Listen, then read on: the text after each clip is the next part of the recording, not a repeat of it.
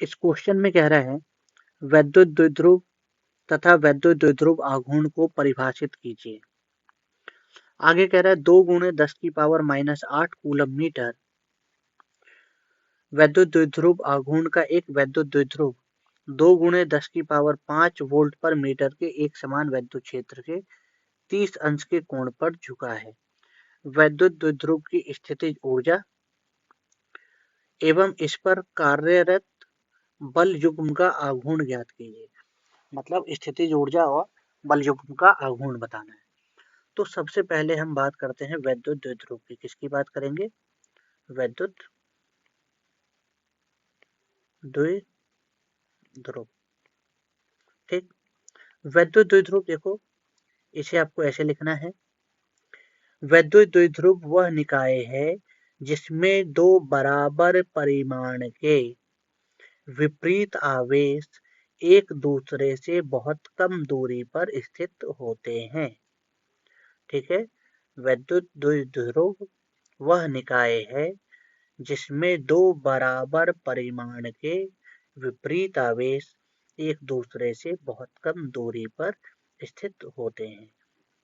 ठीक है। मतलब दो बराबर परिमाण, मतलब जैसे अगर यहाँ पे -2 कूलम है तो इधर +2 कूलम होगा। तो परिमाण जानते हो ना, इसमें जो ये न्यूमेरिकल वैल्यू होती है यही परिमाण कहलाता है। ठीक है। तो ये 2 इसका परिमाण होगा। ठीक है। तो दोनों तरफ बराबर आवेश होना चाहिए। ठीक है। जैसे यहाँ पे अगर -5 कूलम है तो दूसरी तरफ प्लस का 5 कूलम होना चाहिए। क्लियर ना? मतलब उसका परिमाण बराबर होना चाहिए, परिमाण बराबर और विपरीत आवेश होना चाहिए, प्लस और माइनस। ठीक। दूसरा कह रहा है वैद्युत द्विध्रुव आघूर्ण को परिभाषित कीजिए। तो वैद्युत द्विध्रुव आघूर्ण लिखने में टाइम लग रहा है, मुझे थोड़ा हिंदी मीडियम के बच्चों को मैं पढ़ाता नहीं, इसलिए हिंदी लिखने में थोड़ी परेशानी होती है। तो मैं जो बोल रहा हूँ वो लिख लेना। ठीक ना? अब मैं वैद्युत द्विध्रुव आघूर्ण के बारे में बोल रहा हूँ कि वैद्युत द्विध्रुव आघूर्ण वैद्युत द्विध्रुव पर उपस्थित कोई एक आवेश तथा उनके बीच की दूरी के गुणनफल के बराबर होता है।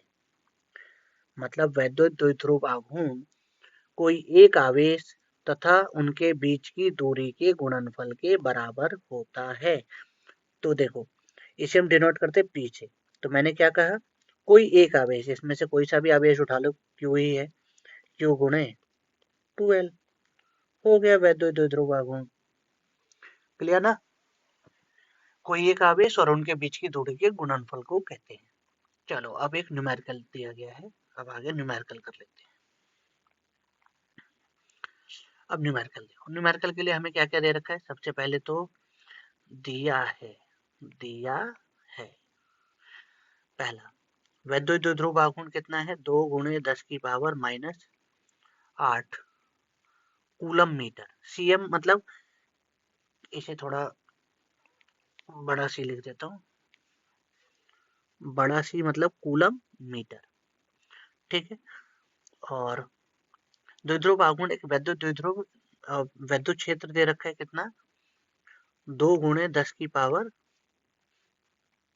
5 वोल्ट पर मीटर, वोल्ट पर मीटर। एक समान वैद्युत क्षेत्र से 30 अंश कोण पर झुका है, थीटा इक्वल टू 30 डिग्री। वैद्युत द्विध्रुव की स्थितिज ऊर्जा बताइए U, और इस पर कार्यरत बल युग्म का आघूर्ण मतलब टाउ। ठीक है।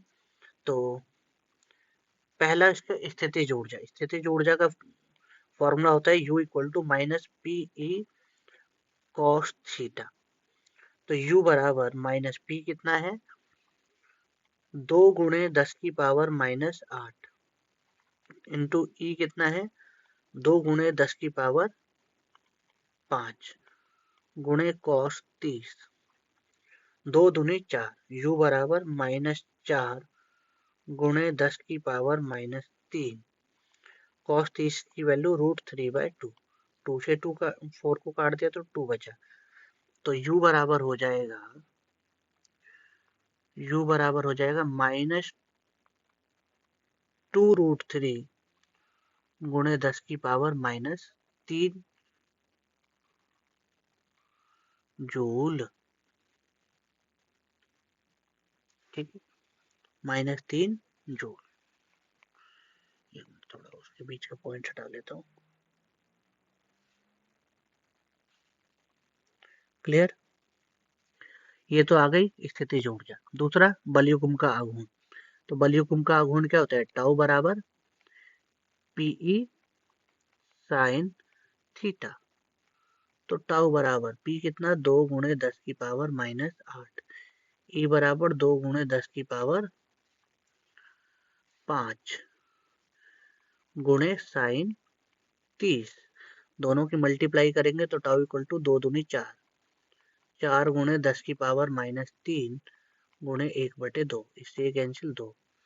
तो टाउ बराबर 2 गुणे 10 की power -3 newton metre. Newton metre.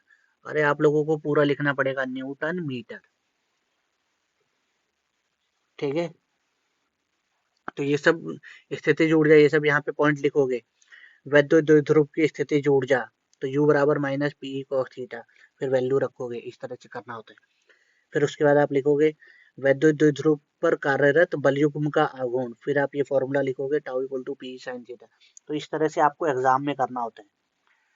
Exam में क्वेश्चन करते समय हमेशा ये कंसीडर करो कि एग्जामिनर जो आपकी कॉपी चेक करने वाला है वो बड़ा बेवकूफ आदमी है, उससे बड़ा बेवकूफ दुनिया में एग्जिस्ट नहीं करता है कोई। क्लियर? तो